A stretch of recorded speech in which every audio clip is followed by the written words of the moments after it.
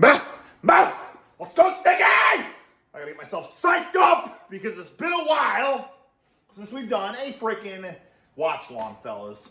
And what have you noticed as you tune in here? Oh, I don't know. Do we have a new big screen TV?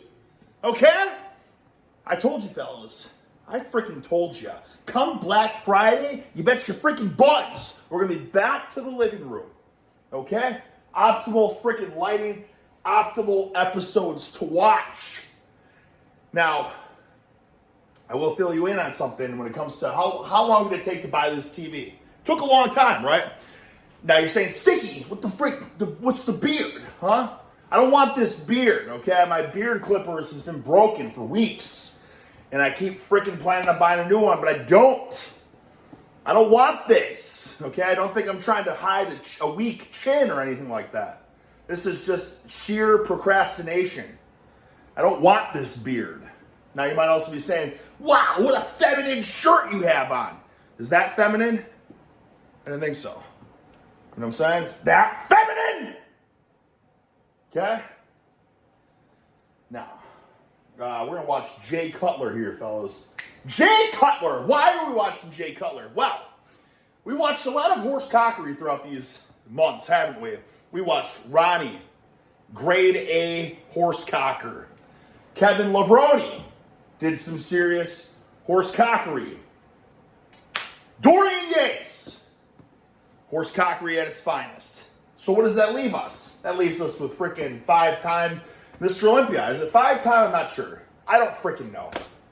Okay? I'm not one of these fanatics that has all the statistics. Right? But what I do know is that we need to get down and dirty. A lot of people say Jay Cutler. They compare him to Ronnie Coleman. You get what I'm saying? They say, look at how Ronnie trained, and look at how Jay trained. And I mean, freaking Ronnie was, greatest of all time, but let's exclude that. People just say, look at how Ronnie turned out versus Jay, who's, you know what I'm saying? You feel what I'm freaking saying here? So my point is, I want to watch this. Was Jay, in fact, a science-based geek, or was he a horse cocker? We'll find out. The funny thing is, I've actually never watched any of his training before. Probably because I've been swayed not to from the rhetoric of the Pencilnecks that advocate to train versus his way versus freaking Ronnie's way. Now, I grew up with watching the freaking 800 solid-ass pound deadlifts and Metro Flex horse cockery, you know what I'm saying? I didn't grow up watching this. Was that a mistake? I don't think so. I also had a roommate in college who I remember he bought the Branch Warren Training DVD, and we watched that. You know what I'm saying? That's what it was all about back then, fellas. You didn't watch YouTube. You got the freaking DVD. You know? I was young and dumb, so you freaking, sucked back some beers while you watched this guy horsecock. Little did I realize, it's like, hey, put the freaking beers down. You get to horsecocking too. You know what I mean? You watch this stuff and you get motivated, but then it's like, maybe I should horsecock. You get what I'm saying? Maybe I shouldn't just watch this for inspiration. Maybe I should actually try to freaking emulate this. You know? I don't know what I'm getting at here. So let's just get to the freaking Jay Cutler back and biceps. I feel like we can't ever go wrong with back and biceps. You know what I'm saying? Chest would have been a good one to watch too. Freaking hell. That would have been a really good one to watch. Well, maybe next time. The beautiful thing about this, guys, is Mock Video Productions. It's got 1 trillion freaking training videos. And if you don't watch them on your own, don't worry, because we're going to get around to watching all of them. Now, I have seen a couple in my free time that I will very fast forward through to get a sense of horse cockery or pencilneckitis. You get what I'm saying? Some bodybuilders, absolute pencilnecks. But they weren't, and that's said with the utmost respect, you guys. I feel like a lot of people, they get so gasp and get taken aback, like, pencil neck! So guys, I call my own training pencil neck shit from time to time too. You know what I'm saying? I call myself a pencil neck when I do pencil neck shit, okay? So if I'm watching a bodybuilder who might happen to be one of your favorites, and he's doing pencil neck shit, it's no disrespect, it's just simply pencil neck shit, okay? And I think he would even agree to that. You know what I'm saying? It's like, I'm not going to throw any names. I'm sure we'll eventually watch it, and, you know, it's people that, I mean, it's just call it like it is. You know what I'm saying? It's no disrespect. It's just Pencilneck shit. So let's see if Jay is victim of Pencilneck shit as well. I don't think he is, though. But maybe he is. Everyone says, I don't know. Let's freaking watch out. Let's. By the way, I want to deliver the A game to you guys. You know what I'm saying? So a lot of people are like, yes, you're so freaking hyped. You know what I'm saying? It's methodical, guys. You think that this cup with this spoon with this freaking residue, you think this is coincidence? No, I've sucked down like 8 cups of freaking instant because I don't want this video to suck ass. I want to be on. It doesn't change the man, but it changes the delivery. Do you know what I'm saying? It makes my thoughts flow clear and quick. You know what I'm saying? So if I see Pencilneck shit, I can be quick on it. As if I'm a little bit more lethargic, I might let it slide. You know? What is this? What is he wearing here? This is I want to know the year. You made it? This quality is so bad you can't even see what his shirt says. I want to say it looks like Muscle Tech, like an old Muscle Tech logo, right? But I can't make out what that says. What I can see is he is sporting like an original Under Armour compression wear. Funny story about this. I mean, I would have to say, let's see, when was Jay at the top of his game? It's probably when this video came up. Early 2000s, right? Well, Under Armour started becoming a big thing early 2000s. And I remember, man, it's hilarious. Because, like, when you worked out as a kid, it's like, now everyone's got access to cool muscle stringers and all sorts of different sleeveless shirts and cool shit like that. But back in the day, man, that sleeveless Under Armour compression, but it was so tight too that it would like pull up like this naturally on its own. It would show your midriff.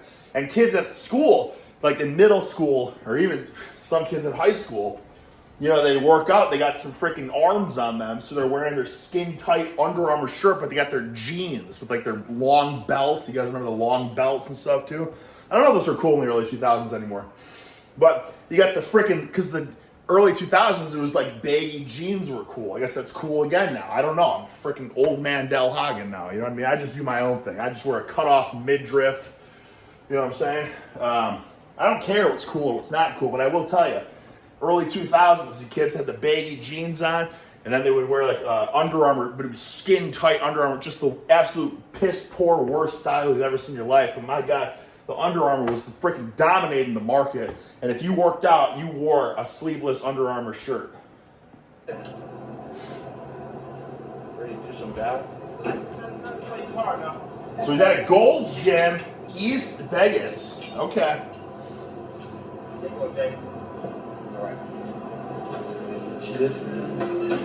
I don't think I've ever been to this Gold's before. Oh shit, okay.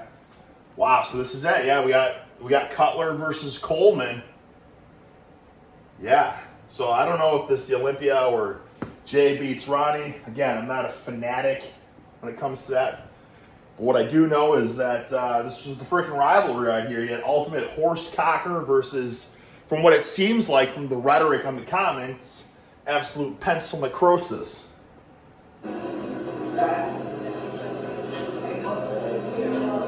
That's got to feel pretty good, though, when I walk into a gym and the first thing you see, unless this was a methodical placement of the poster, like I'd have to imagine that the Gold's Gym employee is not opening the door for Jay every time he arrives. This might have been methodical the way it was set up, but maybe not.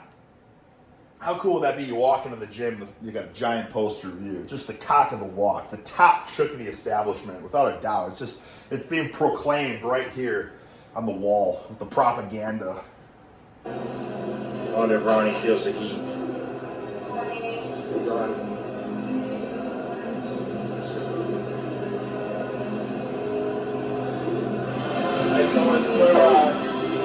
We're 3 weeks and 2 days, 1 day out.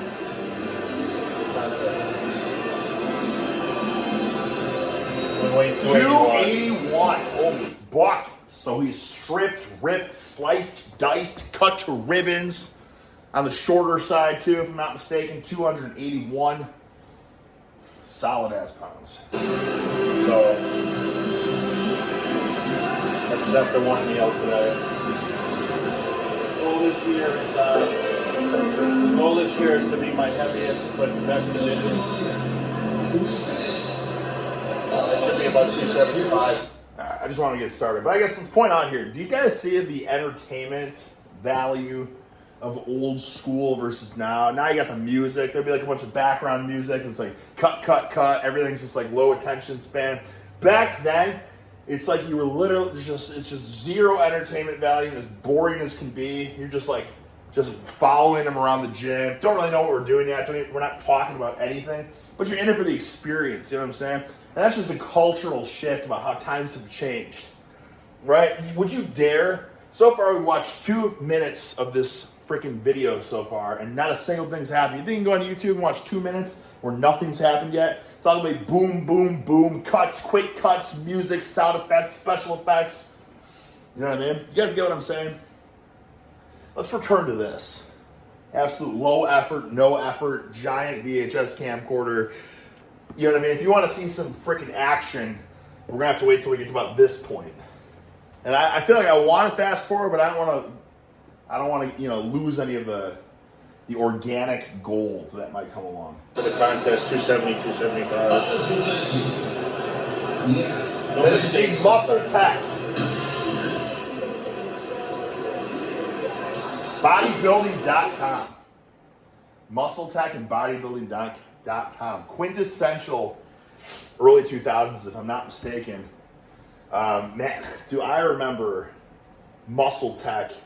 The frick, man. I remember like Cell Tech. You know what I mean? Now it's a meme. But you remember back in the day, like, I don't know. I don't know what it was about Cell Tech, but it was, because there was creatine, and it was like accepted. Oh yeah, you can load up on creatine, but it was like Cell Tech. And then, I'm just like a 14-year-old. In my mind, like Cell Tech was cheating. You know what I'm saying? It's like, he's on Cell Tech. No wonder he's so jacked. He's thinking Cell Tech. You know what I'm saying? Like, it's just. But then if you looked at the magazines back then, you had the before and the after. And if you believed in those, if you're a 14-year-old kid, you're looking at that before and that after, you're freaking sold, man. Not to mention that they would have like the research from Shittsville University. You know what I mean? They would always have like a university that conducted the scientific experiment, and it would be like 600% increase in protein synthesis. Subject gained 14.6 pounds in like 6 weeks or something. And it would have him all shriveled and flaccid and deflated with no tan. And then it would have him, oiled, greased up, fake tanner on, pumped up the wazoo, awesome lighting. And it freaking sell you, man. And it's like, it's no mystery how Muscle Tech became such a colossal powerhouse in the supplement industry. You know what I'm saying? Were these fake studies? Probably not. But like, they were going that extra mile to convince the science-driven minds, which I feel like is kind of what today. There's always going to be that side that wants to see the science before they're sold on it. You know what I'm saying? Now that's why we have science-based training fads. And I'm not against the science. I'm just saying a lot of these research things, you know what I mean? You can just freaking convince them to go one way or the other for the most part. I'm all for the freaking science. I love reading the stuff. But I'm just saying, even back then with the Muscle Tech ads, it was the scientific studies from this freaking university, right? And it'd be like the scientific study led to, and man, these guys are like freaking king of that. We're talking about freaking Cell Tech. I mean, hey, it's creatine. Of course it's going to do something. I remember when I worked at GNC, it was like, because I got these supplements on sale, you know what I mean? I got that employee discount. I could buy the more expensive stuff. So they had, what the hell was it called, man? I wish I could think. I can't look it up. But they had Lukic and they had Gakic. And they were like $90 a bottle. Lukic and Gakic. And one was like just leucine. I can't remember what the other one was. But there was this new one that came out. And it was a dormant muscle fiber activator. I'll never remember the name off the top of my head. But if you guys just Google Muscle Tech dormant muscle fiber activator, Like, you'll find the supplement, and it's like $90, but because I got that employee discount, I could get it for like 60 or 70 or something. Just absolute ripoff. And what does that mean? A dormant muscle fiber activator. Who knows what it means, but it's like, you'll never know until you try it. Jack Diddley happened. But if the placebo effect is a real thing, then I'd be willing to bet that some muscle fibers woke up. You know what I'm saying? They were dormant, they were in a deep sleep, deep hibernation. And I popped those suckers, and it's like, oh, I can feel them. You know, what is it? A dormant muscle fiber activator. I just want you to think about that for a second. Isn't like lifting weights activating the muscle fibers? Well, this, you just take a pill and you wake those suckers up. They're dormant. That means they're asleep. But this freaking supplement woke them up. Crazy, huh? I don't think they make it anymore. Go figure. Just a huge cash grab.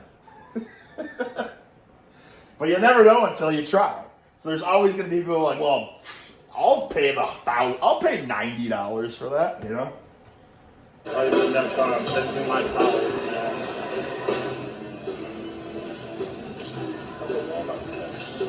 Oh, it's a huge stack. I like that. Look at that lat pull-down handle. Holy buckets. See, this is why I don't want to just skip ahead and miss stuff. Have you ever seen, like, what are we doing with equipment in today's day and age? Why did we change this stuff out of curiosity? This looks like a standard plate. You know what I'm talking about? Not an Olympic plate, not a 2-inch. I'm talking about a 1-inch plate. This looks like a homemade lat pull-down bar that some guy used with a standard barbell. You can see where you put the 1-inch plates right here. Like a Joe Weider standard 1-inch junior's first weight set barbell that some just blacksmith welded this clip attachment on. You know what I'm saying? And I love it. I love that kind of just cold, hard, shitty steel that you aren't going to find at commercial gyms. Now, granted, this is a commercial gym. This is Gold's Gym. But this is freaking Gold's Gym in like the late 90s, early 2000s. You know what I'm saying? Times have changed since then. They wouldn't be caught dead. A Gold's Gym wouldn't be caught dead having a lat pull-down bar like this in their facility. But it was good enough for freaking Jay. You know what I'm saying? And I like the supinated grip lat pull-downs. You know, I used to do a lot of my pulling. Everything felt better. You just felt it more in the freaking backside. Supinating everything. The row, like the freaking Dorian, right? Yates rows, supinated grip, lat pull downs, just unbelievable.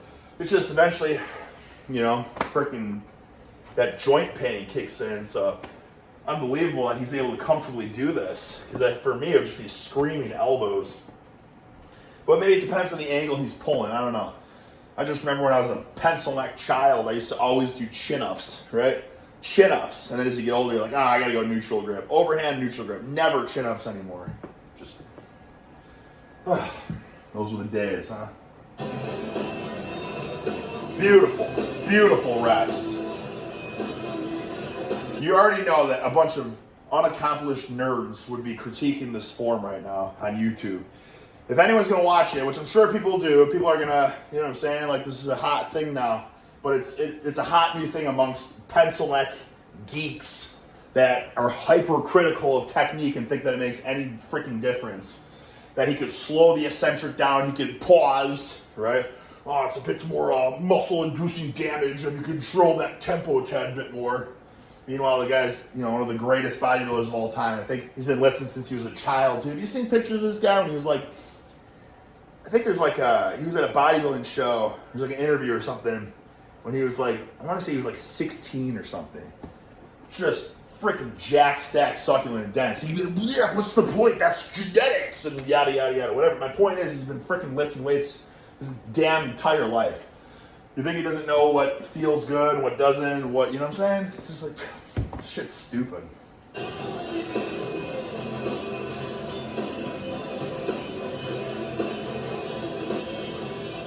I like it. You know, I'm going to watch this right now and say that this is already leaning towards horse cockery. This is not science-based. Now listen, the lat pull-down can go two ways, right? You can utilize the lat pull-down in a Pencilneck-esque style, or you can horse cock the lat pull-down, right? And the fact that he's doing supinated, right? I would do that too if I was doing supinated, because a supinated pull-up or a supinated chin-up would not feel good to me. But if I did the same thing with the straight bar and the lat pull-down, I could change my position a tad bit so that it would feel more joint friendly, like more like a high row. Do you know what I'm saying? A supinated high row. Now that's freaking money. You can just tell by this freaking style. He's going high reps. He's just hoisting, just moving weight.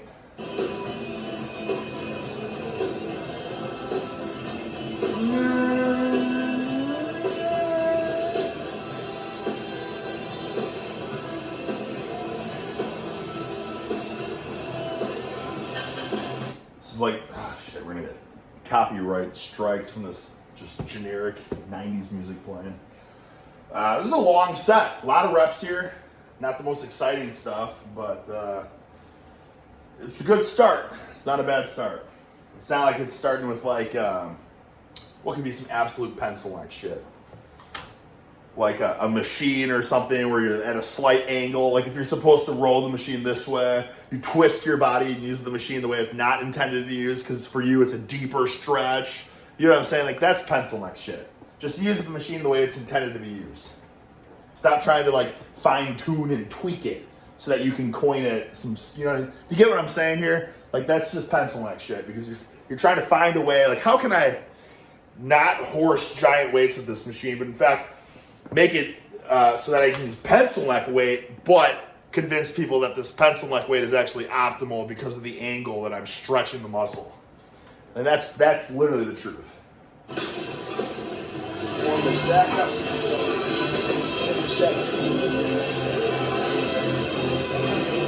One banana.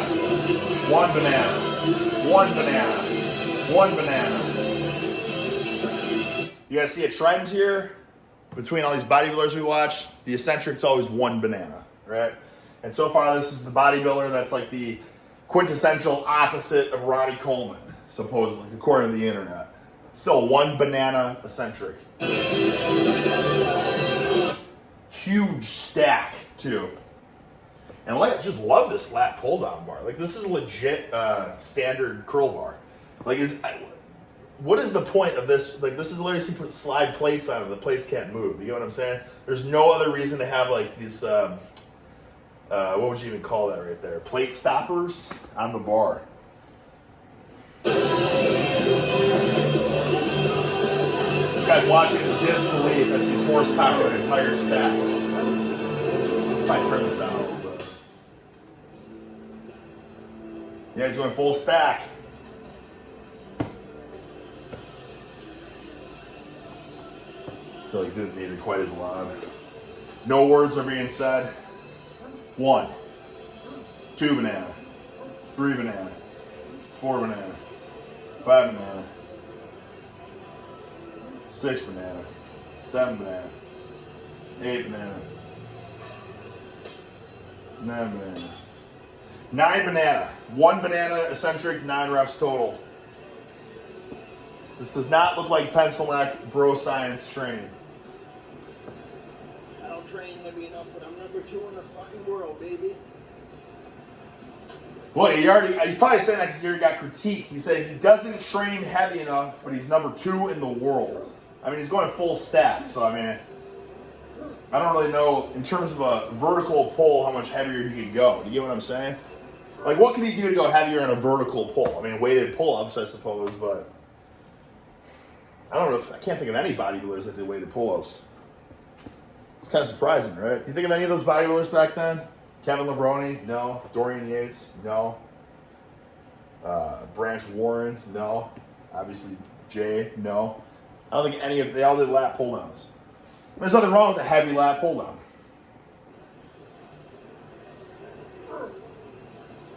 I mean, this is horse cocking. There's no other way. Like, this is literally, I would consider this horse cocking. It's grunting, it's groaning, it's minimal eccentric, or you know what I mean? Like, yeah, you're controlling it down, but you're not hyper obsessive OCD about it. It's explosive to pull in. That's horse cockery at its finest. Getting the lat stretch in between sets, it's good.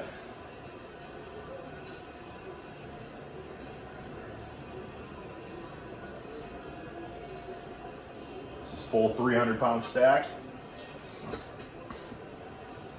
See that angle too that he's pulling at? It's like a high row.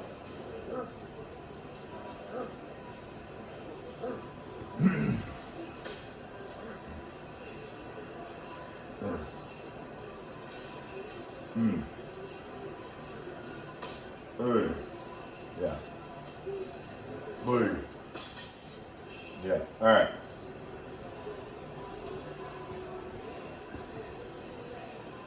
That's not Pencilneck shit to me. Still tech, baby. What's funny now, you know that a lot of people are going to say that Jay used minimal weight, a lot of control, as opposed to Ronnie, explosive, no control, heavyweight. But if you were to say those two things, this guy used little weight, tons of control. This guy did explosive, not a lot of control, heavyweight. I'd be like, oh, the explosive, not a lot of control, heavyweight. That's clearly the guy in the red. Like, no, that's the guy that did lightweight and slow and controlled reps. I'm like, brother, I've been counting. He did sets of 8 to 9, maybe 10 reps total. 1 banana eccentric, 0 pauses. Lots of sway, lots of momentum. I like how we create these fantasies of these bodybuilders in the past. Like, this is what they did. It's, everyone knows this. And then you go back and you actually watch it. It's like, no, it's not at all what they did. I don't know what we're even talking about. Where did this even come from? You know what I'm saying? Where did this facade come from?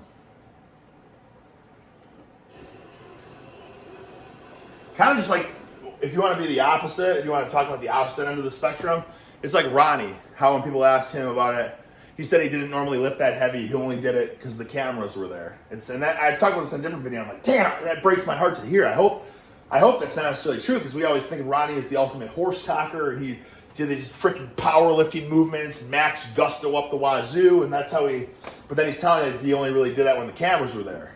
Meanwhile, he's got cameras here. He's going heavy. He's going freaking ballistic. Minimal control on the eccentric, none at all, really. And for all we know, Ronnie was the one that was doing freaking minimal weight. You get what I'm saying? All we have to go off of are these freaking VHSs from back in the day. But I like how these facades have been formed around these characters, right?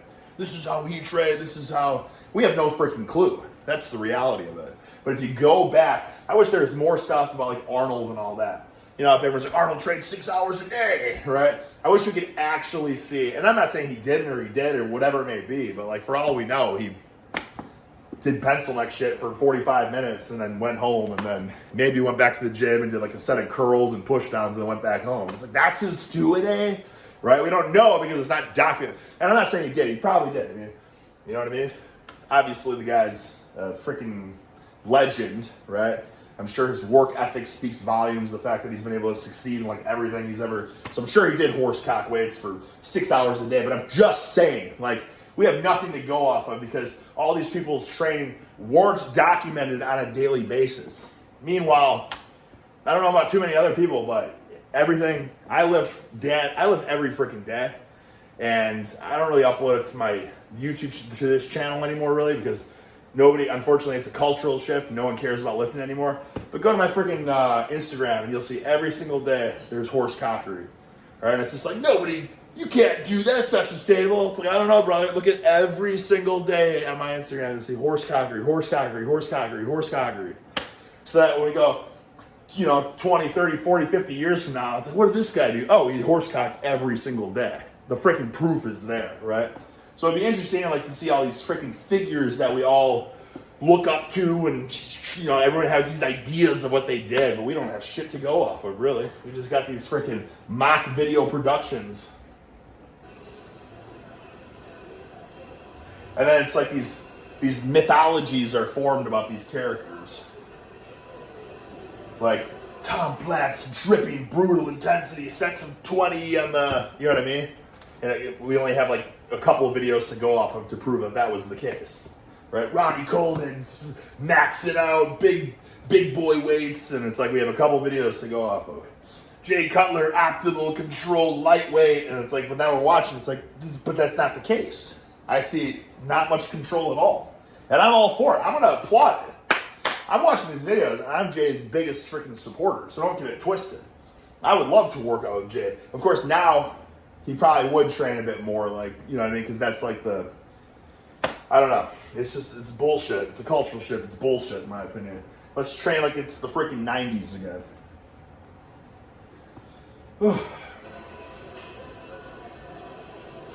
when everyone wasn't trying to make a name for themselves by like trying to come up with a tweak for every single exercise. Full stack. Booyah. Booyah. One banana. One banana. 4 reps. 5 reps. 6 reps. 7 reps. His butt coming off the bench, using the momentum. I'm all for it, man. But let's not act like this is science-based training by any means. And you know what? He was number 2 in the world, he even said it himself. Doesn't lift heavy weights, but he's number 2 in the world. And he looks pretty freaking heavy to me. And he's number 2 in the world, horse cocking. And then he became number 1 in the world for several freaking years. So, again, all we can go off of is what we, you know what I mean? We can freaking watch this stuff and come to our own conclusions. But again, everyone's trying to reinvent the wheel. And we can see from legend after legend, in terms of obviously for bodybuilding legends, you know what I mean? But really for all athletic endeavors, for the most part, intensity, that gets you the success, right? It ain't the freaking controls and the optimal leverages and stuff. It's that last set, you know what I'm saying? See, he's catching his breath right now because he had a freaking butt come off, explode through it, explode through it, explode through it. That takes some intensity. That takes digging deep to get a set like that. And you know he freaking gave it his best because he's got a camera on him right now. Now you got to freaking train when you do these top sets. I don't say it doesn't have to be every single set, but for these top sets, you have to train like there's a camera on you. That you were bringing your A game. That freaking Mock Video Productions is here, and he wants to see what you can bring to the table because he's going to create one badass VHS to sell to the freaking bodybuilding fanatics. You know what I'm saying? And you don't want to look like a freaking daffodil, so you're going to give it your all. That's how you have to train for all your top sets. And we live in a beautiful day and age where we can do that because we all have cameras on our phones. You know what I'm saying? That's why I'm a big fan of filming your top sets. Because it's like, all right, well, I'm going to show the world what I got, and I don't want to look like a daffodil. So here we go, 150% intensity. That's just me. Evanescence cranking in the background. Tricep veins exploding out of the flesh. Got the Chic wrist wraps, which I'm a huge fan of Chic straps. God dang it. The magic days in Paris are not over. We got the new TV. Up next is going to get the freaking YouTube royalty free or whatever the frick.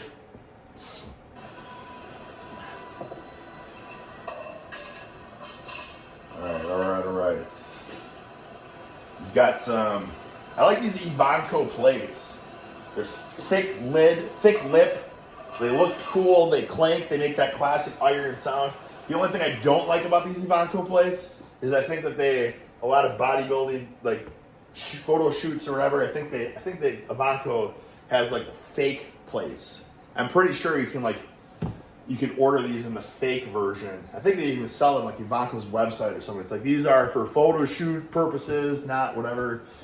I think they have fake Ivanko plates, and I think they also have fake Ivanko like dumbbells or whatever too, which is a damn shame because then you don't really know if what you're looking at. I mean, it just breaks my heart.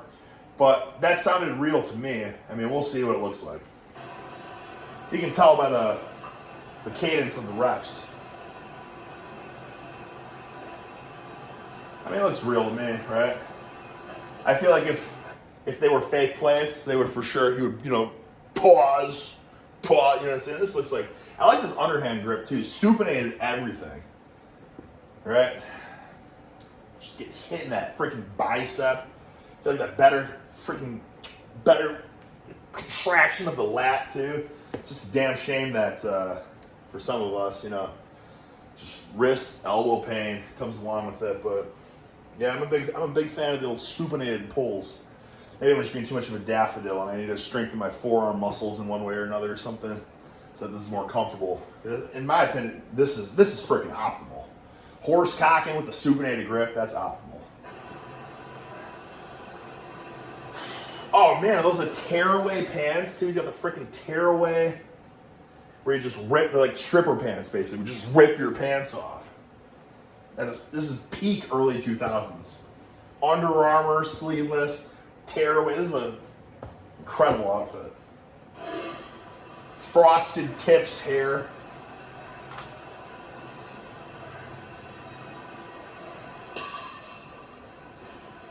Beautiful. Didn't look very science-based to me. He's loading another plate, just deltoid vascularity exploding.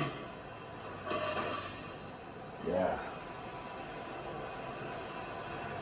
No talking either. It's not about the show, it's about the workout. 2 plates on the supinated row. This is amazing. This is horse cockery. This is horse. Don't tell me that this is, you know what I'm saying? This is not how people explain Jay Cutler's training. You get what I'm saying? Like this is shades of Ronnie Coleman, isn't it? These guys all do the same thing, man. Get the frick out of here at the 2 different schools of thought. Come on, put another plate on, baby. Yes, 3 plate, supinated, bent over rows. That's not very science-based if you ask me. Number 2 in the world at the time, soon to be number 1. Hell yeah. This workout might turn Jay Cutler into one of my favorite bodybuilders. Going back to a lot of bent rows this year. Bringing my... Listen to that incredible audio quality. Just the white noise is louder than the actual talking. He said he went back to a lot of bent over rows this year. Versus what? The Pencilneck machines, I'm assuming? Yes, most likely. Let's see why. I bet he's going to say it adds more thickness and mass or something like that to his back. Which is, you know, bodybuilding lingo to basically what that means is it works better. It builds more muscle. Lower back. Definitely shows some improvement. Showing some improvement from his bent over rows, more bent over rows incorporated. I'm pretty sure, haven't I seen a bunch of tier lists where people are ranking bent over rows as like C tier or something like that, and they opt for the Johnny Pencilneck versions of like chest supported or Smith machine or anything to do to make it an easier movement, basically. Deadlifts. Doing back twice a week now. Wait, what did he say? Said something about deadlifts. Bent rows this year. Bringing my lower back. Definitely shows some improvement. Deadlifts. Doing back twice a week now. Deadlifting one day. He said he deadlifts. What is wrong with people? Don't people say he never deadlifts? He said he's doing back twice. He said he's doing deadlifts twice a week. And he's doing deadlifts one day and a lot of bent over rows as well. These are all C-tier movements now, according to today's day and age, which I just think is... Guys, everything that's going on in the world of fitness right now, like in terms of what's hot and what's not, it's all a trend. It's all stupid bullshit fad where people are trying to just say, this is the best, this is how you need to do it, because I'm, Johnny Pencilneck and I'm at the forefront of this movement. You know what I mean? Let's break this stupid ass brainwash. Get back to doing bent over rows. Get back to doing deadlifts, right? It's the stuff that works. Even you got one of the greatest bodybuilders of all time said he's going back to it. I'm assuming he did all the, Johnny String bean shit for a while. Then he went back to the basics and he said he's seen some improvements. What are we doing, right? That's exactly what's going to happen. I'm just waiting. I'm just patiently waiting for like a year to go by where everyone has given like the, not to say I'm not against science, love science, but like the fad training where everyone gives it a real go, you know what I mean? Commits to it for a year. The people that really commit to it, that really believe in it.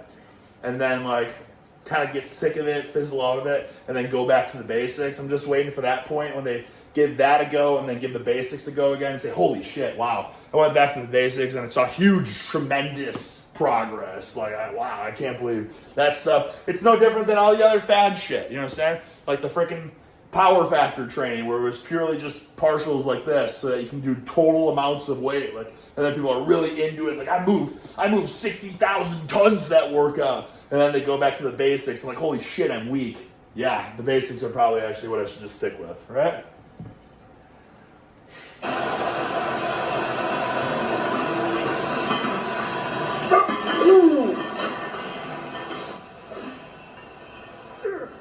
Hell yeah, man. Just look at this. Just look at this vascular exploding on his delts and his buys. And I mean, this is very respectable, man. Supinated, bent over row, 315. Whew. Don't tell me you're going to have arms of a Pencilneck, bent over rowing curl grip, 315 pounds. Look at that form, too, man. This is beautiful.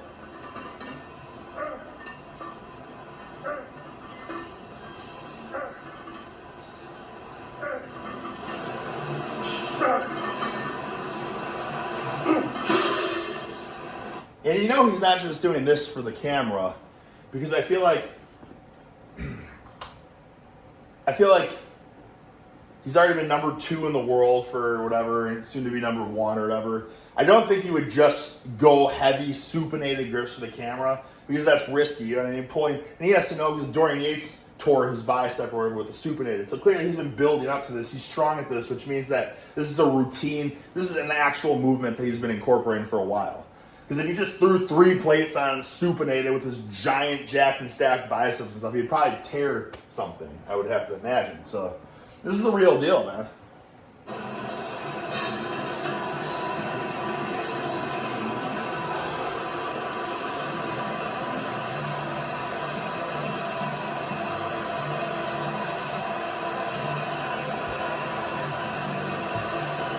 Zoom!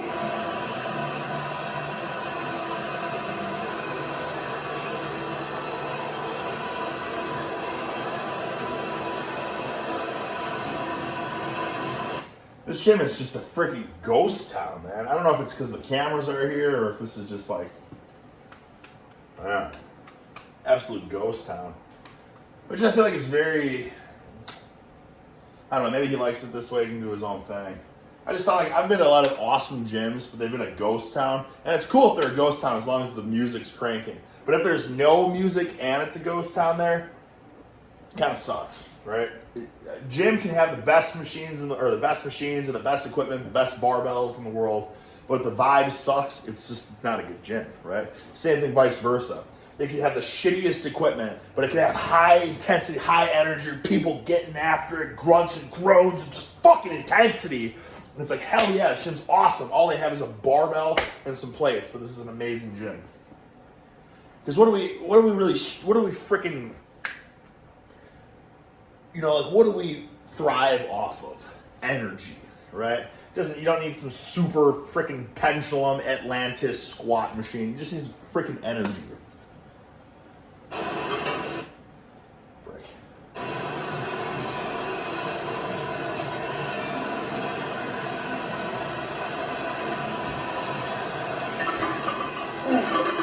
Set number 2, 315. 1, 2, 3, 4, 5, 6, 7, 8.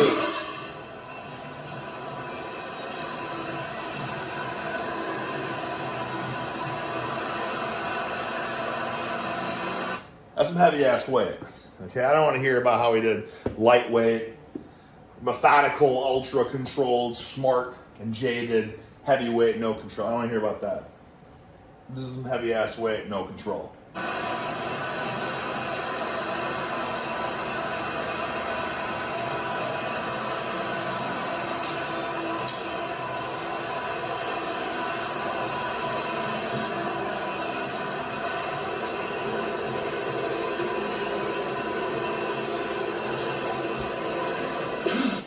You know, amazing shot. Look at that. Holy buckets. Look at that lighting. I feel like lighting was just better back in the day. Or was it the cameras? Did the cameras just catch the lighting better? Because, you know, they got all the freaking, you know, 90s and early 2000s, like, bodybuilding contests, and it's all this really strong downlighting with these heavy shadows and stuff. And it looks so much cooler. And this gym, look at this freaking downlight. Look at these freaking shadows. It looks so much more badass. But maybe it's just also the way the camera's caught the light. I don't know. But this is freaking...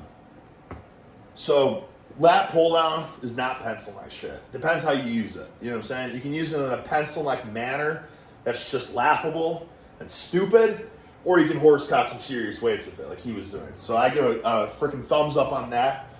A seated row is absolutely a horsecock exercise as well, right? Because the thing is, it's not like your chest is supported or anything like that. It's basically just a way that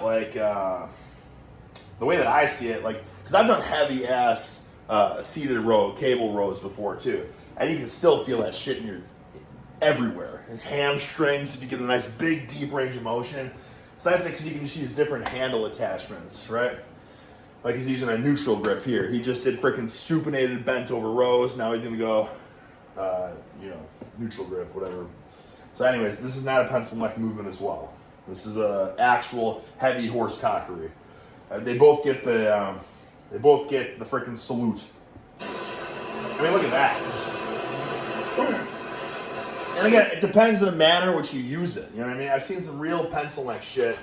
Well, you know what's real pencil neck shit when it comes to the seated row is when people don't sit on the row anymore. They put a knee. The bench is right here. They don't sit on it and use it the way it's intended to be used. If the bench is here, they put one knee behind it, and then they do a one arm so that the bench is blocking them from going forward, so they get a really big stretch. I guess the theme of all this stuff, and I really pointed out, is that they're not using the device the way it's intended to be used. They're trying to optimize it, therefore equating it to pencil neck shit, okay? So he's horsing big loads the way it's intended to be horsed, so it gets the nod of approval. You know what I'm saying? I don't see him doing... Do you guys know what I'm talking about? Where it's the half kneeling, you turn this, just freaking sit on it and pull the weight. But it's the half kneeling, big stretch,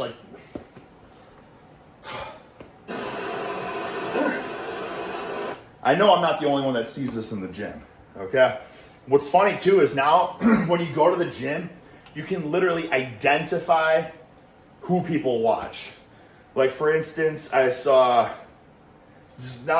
there was nothing else I could see that identified it to me other than I saw the kid was doing the laying down almost flat on the incline bench, 10-pound dumbbell curls. I'm like, oh, that's the Renaissance periodization, Dr. Mike, pencil neck weight, deep stretch curl, and then doing the, it's basically just an upright row front raise, basically. I was like, oh yeah, this kid is a huge RP strength enthusiast. And again, not knocking it, I'm just saying, it's these people are trying to create their own training, basically. You don't do that exercise, do this exercise. Oh, shoulders, don't do that exercise, do this exercise. Let me think of other ones. So that's already the biceps is the laying flat curl. Coining that one. The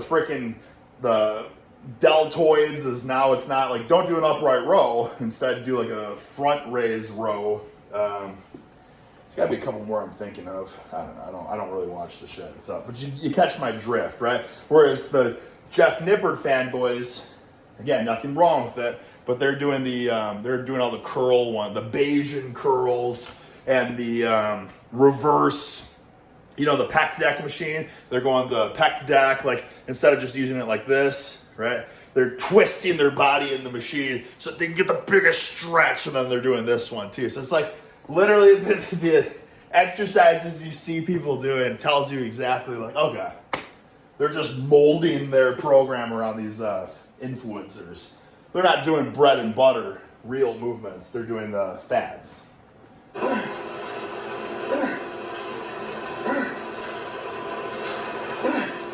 That's horse cockery, man. So when I was at the table talk with the Dave Tate Elite FTS, still hasn't come out yet. So it should be out soon. But he was trying to define what makes horse cockery to me. Because when I see it, I know horse cockery when I see it. You know what I'm saying? But it's what are the freaking bullet points? What defines horse cockery? And I've never thought about it before because I don't care. I'm not trying to like market what horse cockery is, you know what I'm saying? But like, I think some of the things that he broke down, it's like minimal control in the eccentric because we're trying to horse heavy loads. Explosives, got to be an element of explosiveness, and then a vocalization too, because you can't horse hefty loads if you're not letting break. You know what I'm saying? So here, Jay is demonstrating horse cockery because, you know what I'm saying?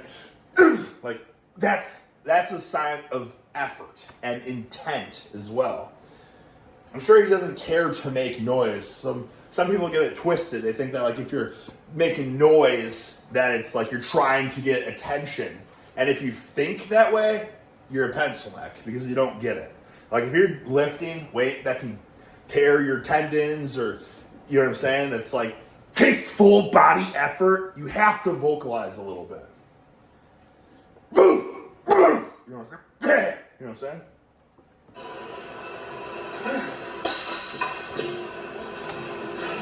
That's horse cockery, man.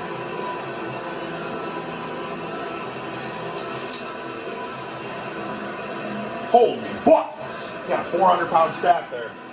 He's up to 3 bills. How about contraction there? Let's talk about, once again, how do people define generally Jay Cutler's training? Light weights. He didn't go very heavy. He's up to 3. We saw him do 300-pound minimal control, supinated grip, lat pull downs. We saw him do 315-pound minimal control, supinated grip, bent over rows. Now he's up to 300-pound minimal control, seated rows. So I don't know what the frick these people are talking about. 3 more weeks. And just know, I've never watched this before. And I've actually never watched Jay Cutler's bodybuilding training before. I've never watched it. So it's not like I was like, oh man, this is going to get him. I literally had no idea what I was getting into turning this on. For all I knew, it was Pencilneck shit. And I would be like, okay, well, different strokes for different folks, you know? And it's not to say you can't see results doing Pencilneck shit. But I don't even need to make that argument anyways because he's horse cocking.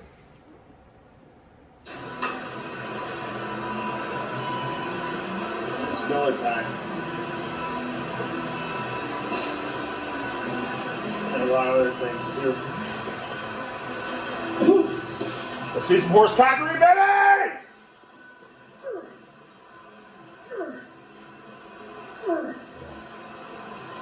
Yeah.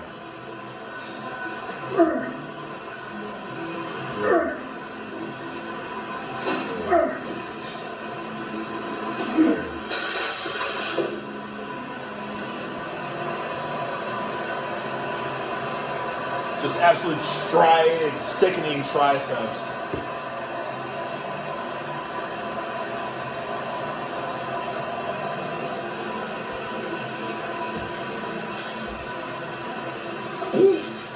There's that.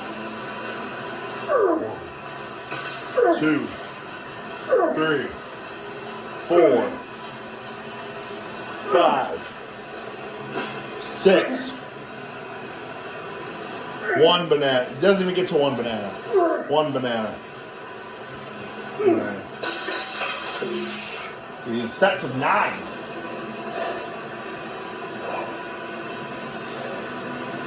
So the people would say too, they're like, how many sets and how many reps? And it's like, who gives a shit? What matters is this. See the beads of sweat? See how sweaty he is? See how hard he's breathing? See the freaking vocalization, the intent with the reps? That's what matters. How many doesn't matter. Shit. God dang it. This. We will eventually upgrade, fellas. Don't worry.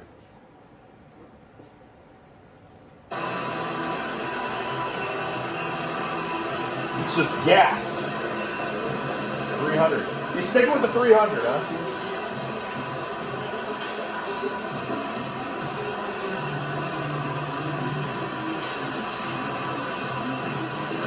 He's taking the pants off. He's doing back and he's taking the pants off. Ripped, striated quads.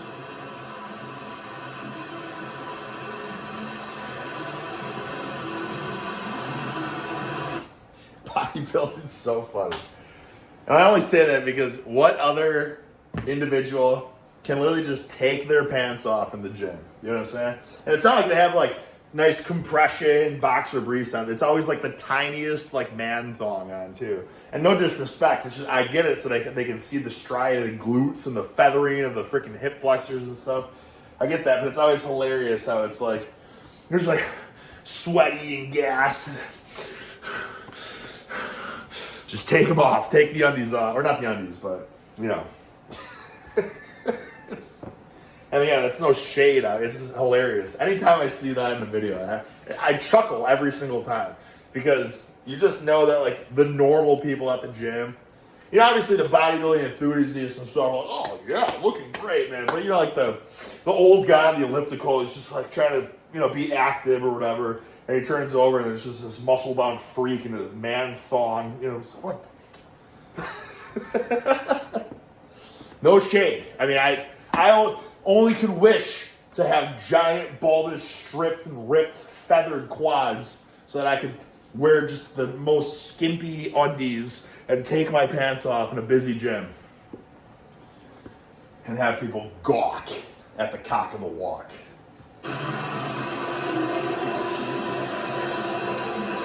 He's horsing, man. He's horsing. This is his third set of 300 pounds. 1, 2, 3, 4. Those biceps, holy buckets. 5, 6. Look at that freaking intent. 7, 8. The thing is, you can fake intensity, right? You can fake it, but what you can't fake, what you guys got to learn to identify, is the facial muscles. Okay, because you can see a lot of people like. If they're trying to make it look like they're really, it's like, but are the freaking facial muscles really crunching up? Because if you're really trying hard, you're like a wrinkly bulldog. You know what I'm saying? Like you can't fake that. Because it's your entire body, like the nervous system's just tweaking out. Everything is firing as hard as possible. So like when you see a face crunched up, you know it's real. But if it's just like, like it's like, okay, I hear it, but I don't see it.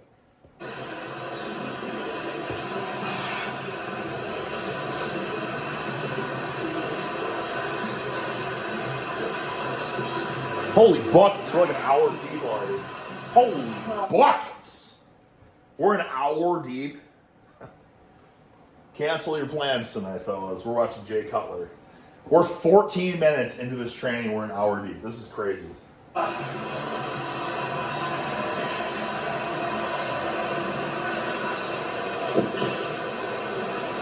Oh, hell yeah.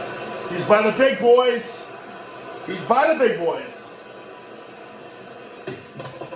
Beautiful. 130s to start.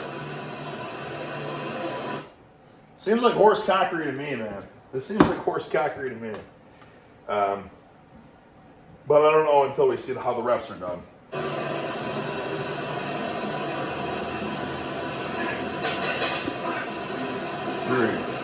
4, 5, 6, 7, 8, 9, 10. Again. One banana eccentric. Oh, Rocky has to go outside. Oh, damn it. But I'm not leaving you, fellas. There you go, Bubba. 1 second eccentric. No Johnny Pencilneck. Oh, pull the elbow to the back pocket. You guys know exactly what I'm talking about. That is some Johnny. Who's barking out there? That is some Johnny Pencilneck shit, if I've ever seen it. Right? Because I've horse cocked some serious rows in my time. Like, super heavy. And you just pull it, man. You know what I'm saying? But then people say, look at the position of the elbow. Terrible form. You pulling it to the back pocket and squeezing it in the back. Like, who lifts like that? Yeah, theoretically, can you feel your lat better? Yeah, but good luck horse cocking major weights. That's pencil-neck shit. I don't even know what we're doing. I don't even know. Like, this is Jay Cutler. This is like the guy that everyone says is peanuts, lightweight. You know what I mean? I'm seeing horse cocking. I'm seeing one banana eccentric. I'm seeing explosive, ballistic reps. I'm seeing 0 Johnny Pencilneck, tracking the back elbow. Oh, is that Mr. Beef? God dang it, Mr. Beef.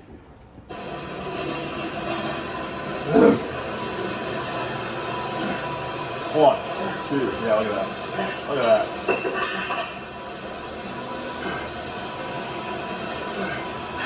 Just look at that.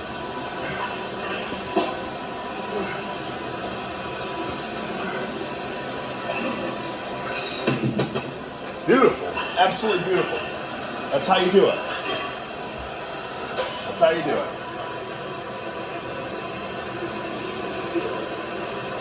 Listen to that white noise. Holy buckets, it's loud.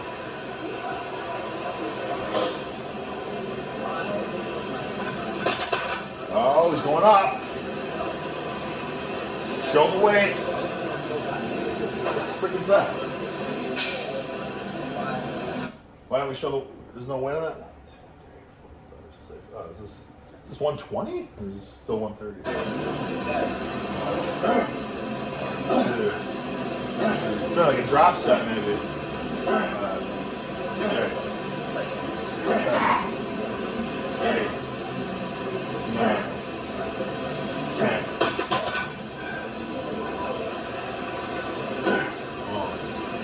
This is just lifting. This is just chipping away at the block. This is hard work, you know? Close the score. Thank you for being a friend. Chipping away at the block. Dripping beads of sweat.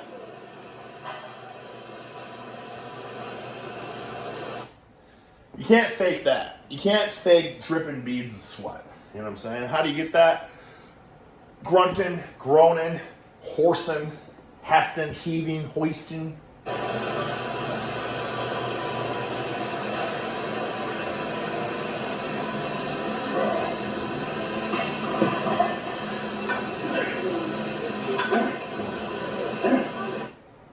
Did he go up and down? 1, 2, 3, 4, 5, 6, 7. Okay. I could have sworn that last one's 120, but this is either 140, maybe 150. These could be 150s. I know some of these Ivanko dumbbells, to make them not as long, they use like 8-pound plates or something like that. I'm pretty sure. I think it's probably 150.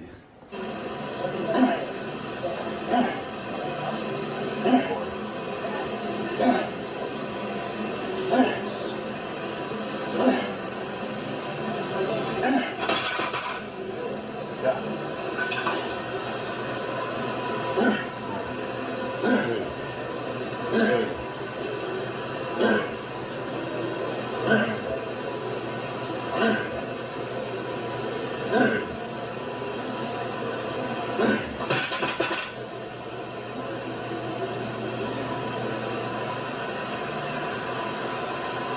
Dripping sweat.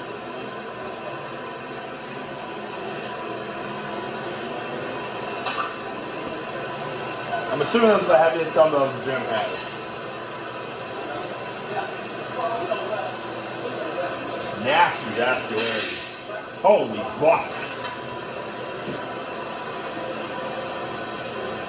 Yeah, look at that. Yeah, and there was 155. So This is my year before. Dick Delhagen knows what he's talking about.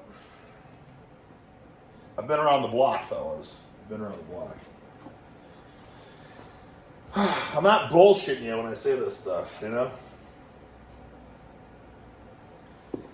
Voluptuous backside.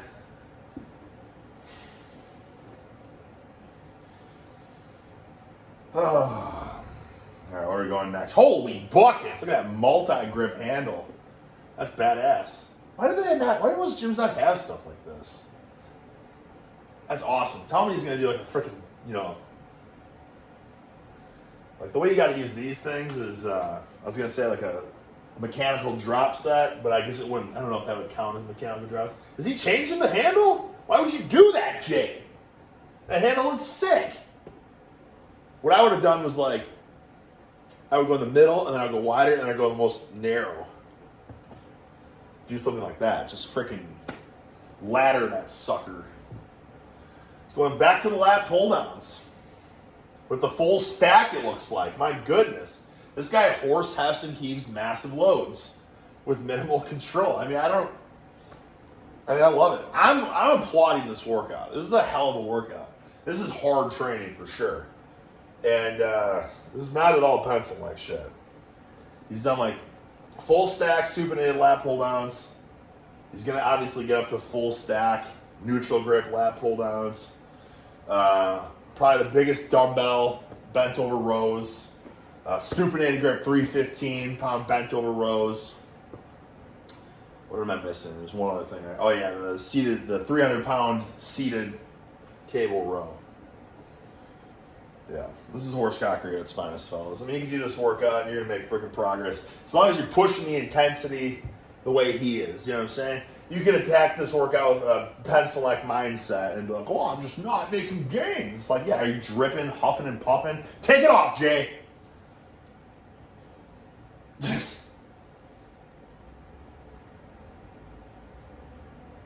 Great lighting in this gym, my goodness. Is he gonna drop the pants as well? Just ripped, stripped, striated. 3 weeks out. We don't need to see this. I have nothing to critique on this. There's no more horse cocking. We're out of here. Oh, he's horse cocking with no shirt on? Oh my God. That's always a sign of a good gym too. Any gym that you can do that. I mean, again, I don't know if it's because he's Mr. Olympia, but I'm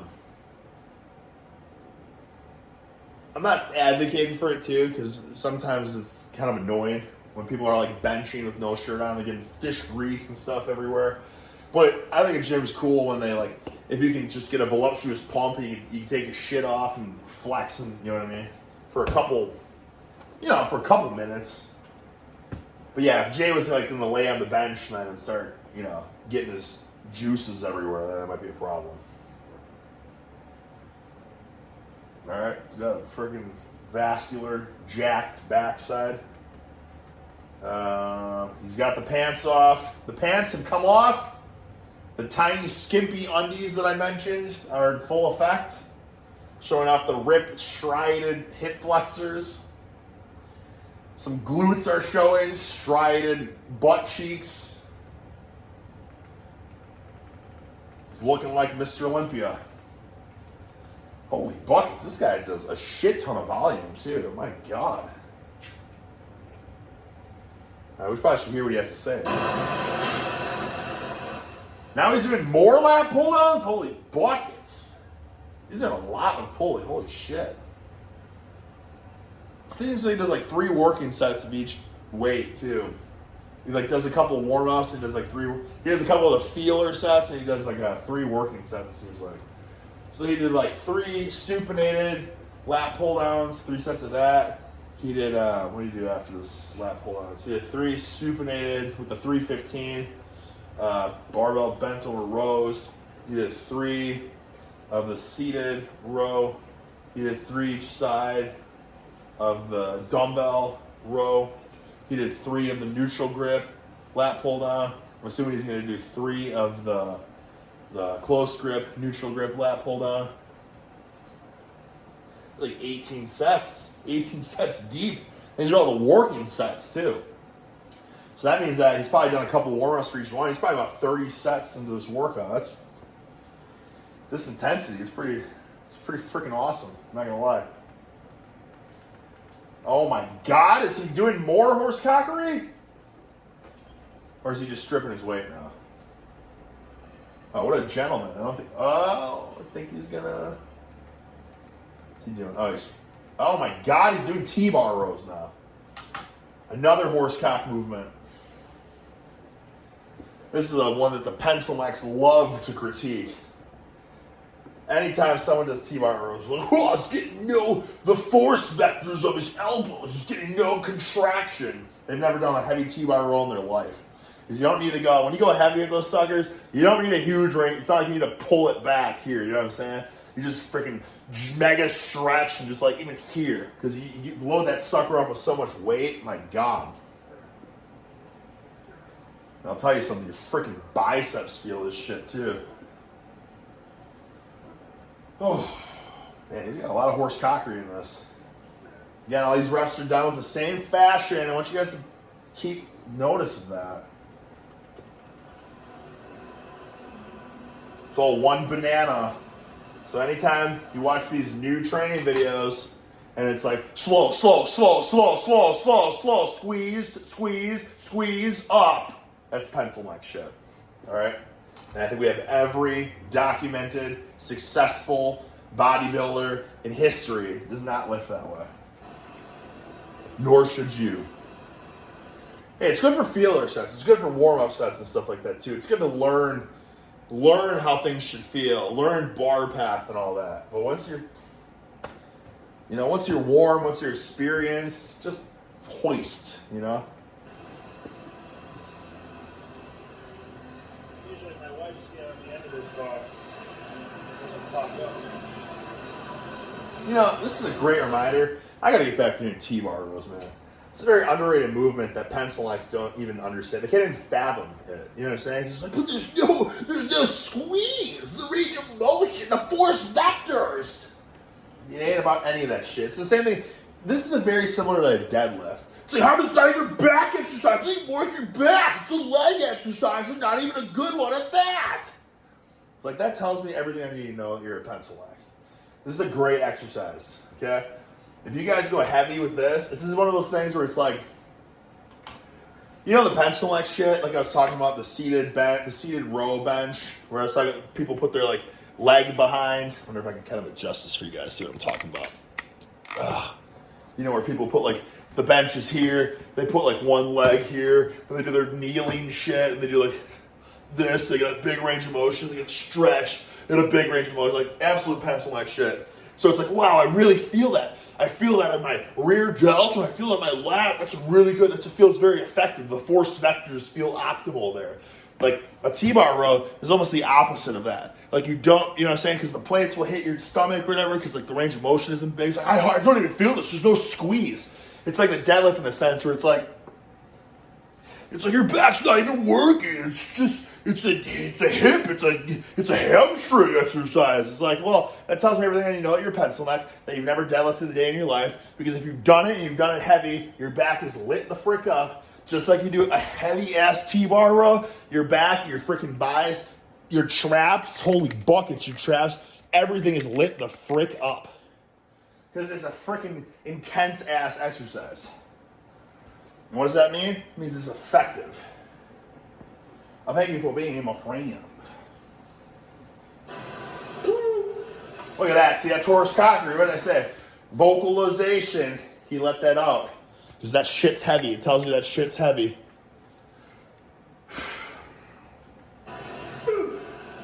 4, 5, 6, 7, 8, 9. Yeah.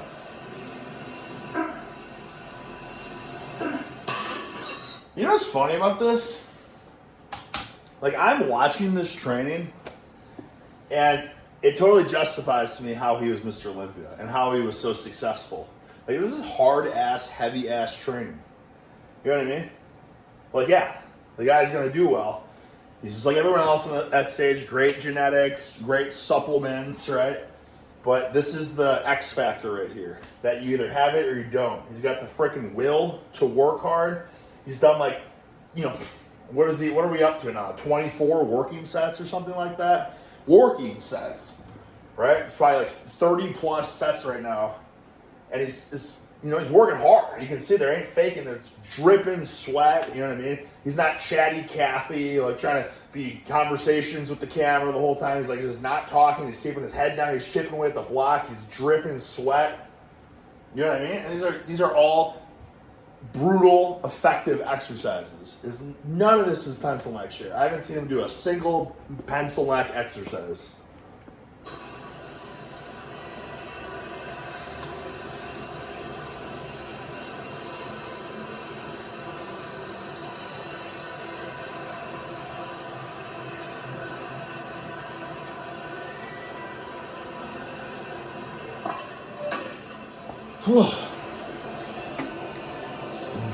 17 now.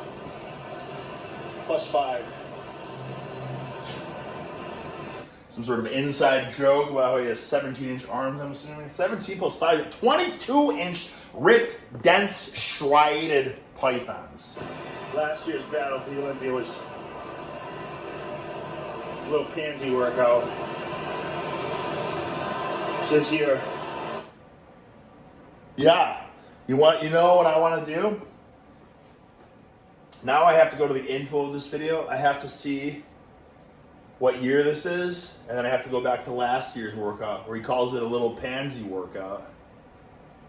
And this year he said he's seen an improvement. I mean, this is a horsecock workout, guys. Again, this wasn't premeditated on my part. I had no idea what to expect. I was expecting to be a pansy-ass workout because that's what everyone says. Like, they don't call it pansy. They say it's like, oh, it's lightweight, slow and controlled, methodical. It's not what I'm seeing here. Let's see what he has to say about it. the devoted, dedicated film man, Mitsuru Okabe, made sure he called me 3 weeks out because he knew I'd still be going at it pretty hard. And he said, please, Jay, can we get some real footage this time? And I guess I'm the first guy, right? Second. I'm so used to being second best. God damn! Hi, this is Mark Barton at Sandy Hook Promise in Newtown, Connecticut. And hi, this is Nicole Hockley, also from Sandy Hook Promise. And we wanted to bring your attention. Oh, what?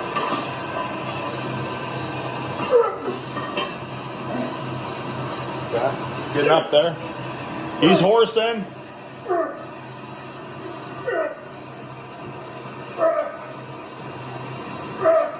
I'm dying to know what the pansy workout was last year. Because I bet I would coin it all as a lot of Pencilneck shit. And he clearly is agreeing with it.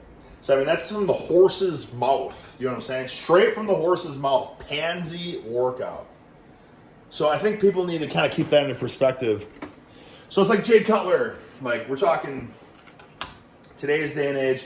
If we're in today's day and age right now, it's 2024. But we got Jay from whatever the year this is. We're bringing him to the future here. And we'll be like, Jay, what is a pansy workout? He'd probably be like, oh, you know, like this, you know, like the cable bullshit, whatever, you know, this kind of stuff. And like, what is a hard, intense, hardcore workout? Oh, you know, bent over rows, T-bar rows, you know, like that kind of stuff. And it'd be like, what's more effective? Oh, the hard, brutal workout. Yes. What do you think about these pansy-ass shit? You know what I'm saying? But now we're all advocating the pansy-ass shit. You know what I'm saying?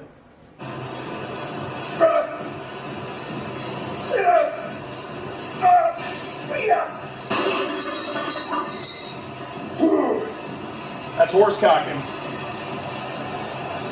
That was tough. Yeah.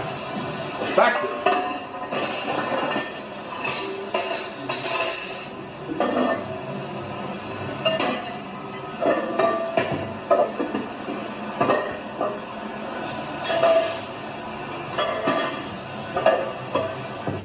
Is this like a shrug? What is this? Look at that. See that? This is like a, what's it called? Just like a, what the hell is it called? It's like just a contraption to do shrugs with. It's pretty badass. Why do gyms not have stuff like this anymore? Why is this like such an outdated Jurassic machine? Like, that's badass. Now it's all Pencilneck shit, you know? It's all cables and stuff. Oh, cable shrug is optimal because you can get a wide, you can do the striated, the way the muscle curvature works, the lines. It's like, let's just look at this. This thing just screams horse cockery. Even this, dude, like, see this cambered bench bar? You think that this would be more relevant in society with all the stretch and everything now? Stretch mania.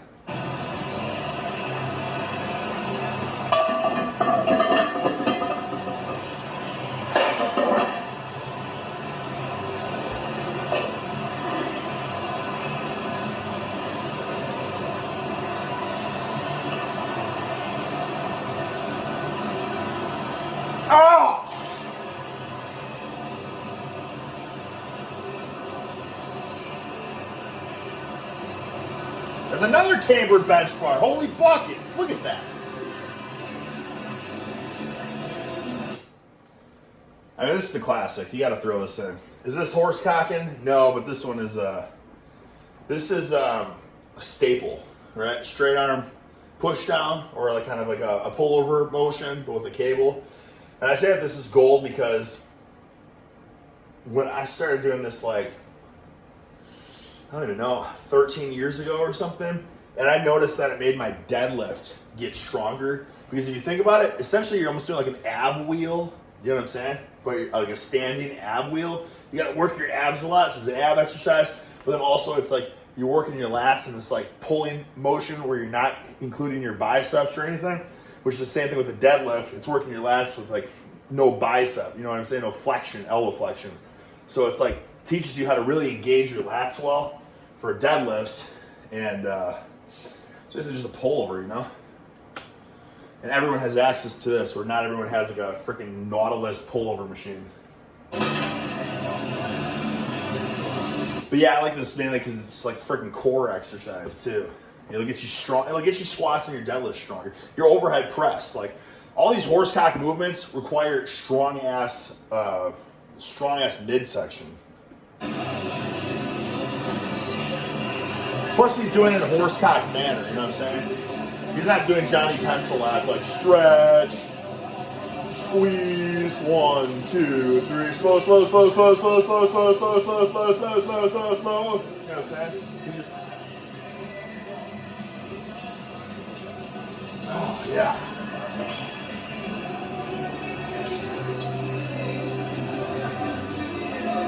Hey, oh, yeah. Got some filter in the background. Holy buckets. This is 3rd grade or something. Filter. Get yourself an ice cold beer. You feel. A. Oh. So this must be like. It's probably like 1999 or something. 2000. No, it'd be. I don't know. We gotta look it up, man. We gotta look this up. I don't want to miss the video though. Can we see where the? Can we see the freaking?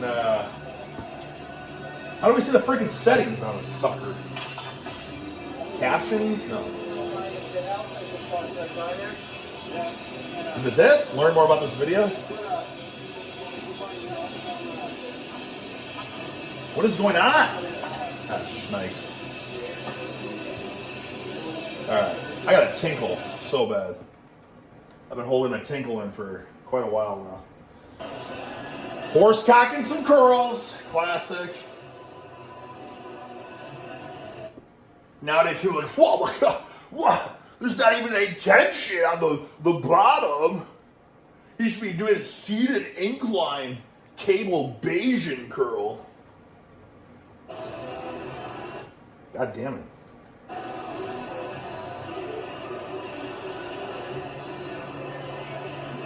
You can't go wrong with this, guys. You want to freaking get jack stack sucking on your dance, just do this. You know what I'm saying? Just curl like this, right? When it's light, you know what I'm saying? When it's light, you can freaking keep them supinated, you know? You can kind of freaking Zopman curl that sucker to get warmed up when it's light. You know what I mean? Kind of hammer, get them started.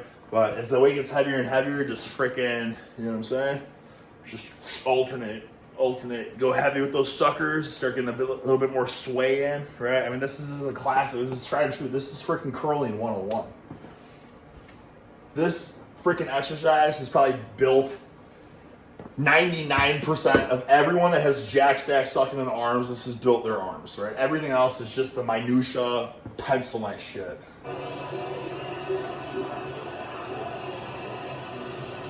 Like, nobody is going to say that this, like, other than people that are trying to coin themselves in a new age of fitness trends and all that, like, this is a quintessential arm, you know what I mean?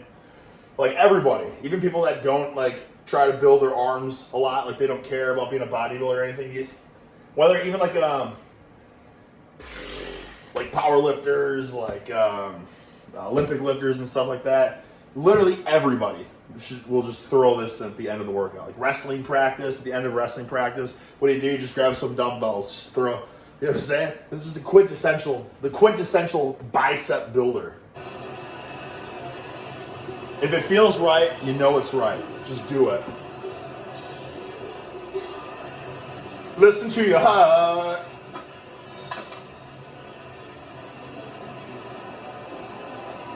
What's got going on here? Oh, seated. Yeah.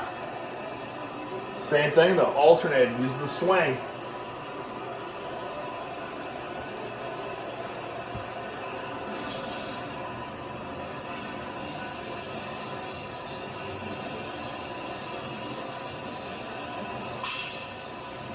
Is that POD?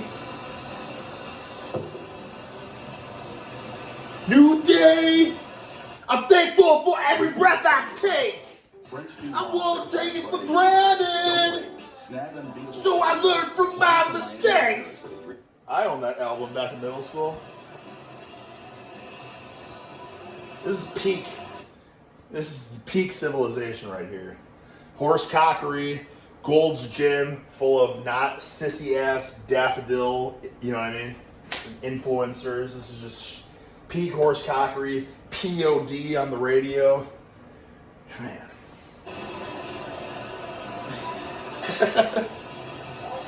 Under Armour sleeveless compression wear, Muscle Tech supplements.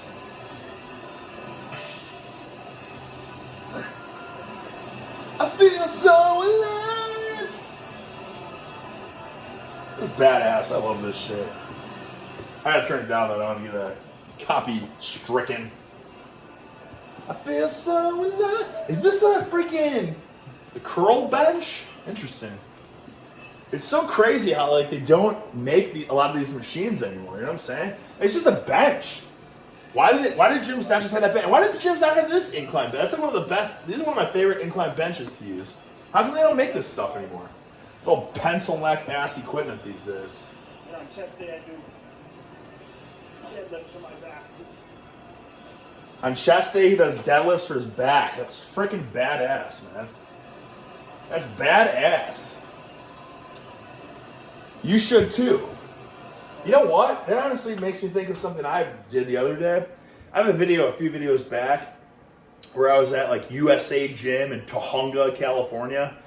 And I did rack pulls, below the knee rack pulls before I overhead press, because I wanted to see if getting my traps stacked, jacked, succulent, and just fired the hell up was going to help my overhead press. And I think it did. I think it felt stronger.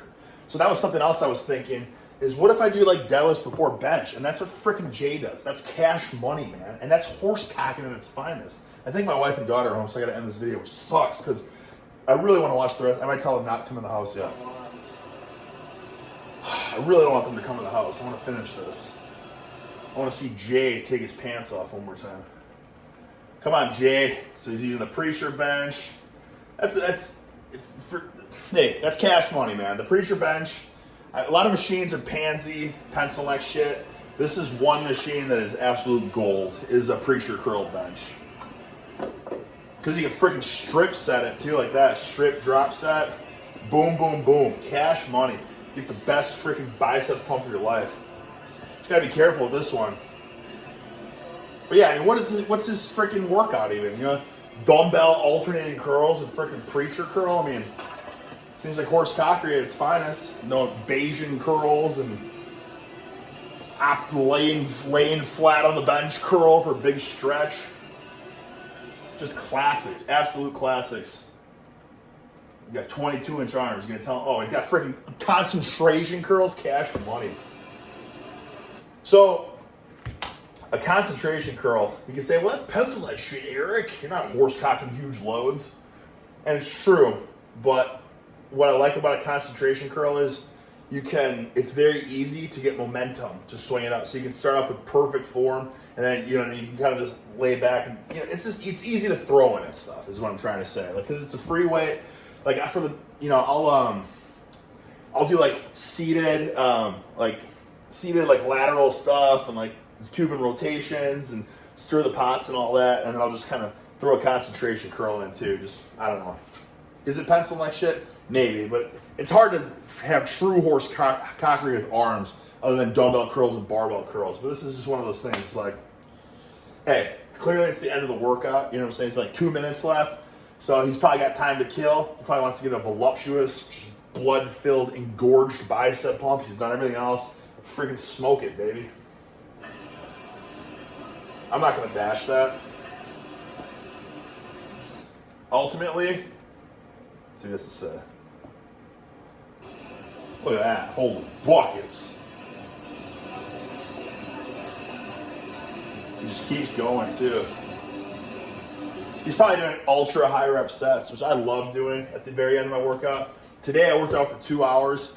And Mom was like, okay, we got to go. And I said, hey, I just want to do one more thing. Just to get just a jack stack, succulent, ultra engorged, juicy pump. And she's like, fine. So I said, I'm just gonna do some shoulders, just one set of 100. You know what I did? I ended up doing a set of 200. Couldn't even lift my arms, you know what I'm saying? So it was like supinated, just lateral raise. Boom, bend over a little bit, so supinated, reverse fly in a sense. Okay, then just pronated, same thing. Kind of go to the front for a little bit as you start to burn out, right? Bend over a tad bit, right? Go back to the supinated, right? These kinds of different things. Oh yeah, and then as you can't get any more, you don't want to take too big of a break, so what you do is just freaking John Meadows, like pulse, you know what I'm saying? Get that for 20 or so reps. Just kind of shake it, stir the pot a little bit like this, just shake them up, boom, right back to it. Brother, do that with a respectable weight for 100, or do that with pencil neck weight for 200. Holy buckets, you can't even lift your arms. And again, is that how you build jack stack sucking and dense shoulders? Yeah, it's a fine-tuned ingredient. Horsecock massive loads, but throw that sucker in at the end. So yeah, my point is he's probably just doing mega reps with this. Safe movement. Yeah, I mean, that was the end of it. He doesn't even say anything to end it. He just freaking shows you just ultra engorged 22-inch pythons and they just shut the camera off. It's badass. Guys, I would rank that workout freaking 10 out of 10 for sure. Now, you can say 10 out of 10, but he didn't do any deadlifts or anything. But he says he does the freaking deadlifts on bench day, right? So he's freaking hit. What else was there to add? What else could he even have added? He did heavy ass supinated lat pull downs, badass. Heavy ass bent over supinated rows, badass. The heaviest dumbbells they had there, rows, badass. Freaking supinated grip. Cable 300-pound stack for 3 sets of like 8 to 10 reps, badass. T-bar rows, badass. And he did freaking classic bread and butter alternating dumbbell curl, badass, classic preacher bench, and then just freaking ultra pump that sucker out, concentrate. I mean, how is that not 10 out of 10? No Johnny Pencilneck eccentric, freaking ultra control, no big stretch and squeeze, just horse cocking, dripping sweat, huffing, puffing, and grunting, right? Because he was actually putting true effort forth. What is wrong with that workout? That was badass, and I don't want to hear for a second how jaded lightweight, because that was peak horse cockery at its finest. I feel like we got to watch his chest day next, because I want to see these freaking deadlifts he throws, and I want to see how he does this, because I'll be honest with you right now, that workout might have just turned him into one of my all-time favorite bodybuilders, right? I didn't want to ever put him over because everyone said he trained like a daffodil or whatever. They didn't say it that way, but in my mind, like, oh, you lightweight pencil neck shit. I'm like, okay, that sucks. But that was badass. I applaud Jay. Not that he needs my applause. He's one of the greatest of all time. But holy buckets, man. Freaking awesome workout. Thanks for watching.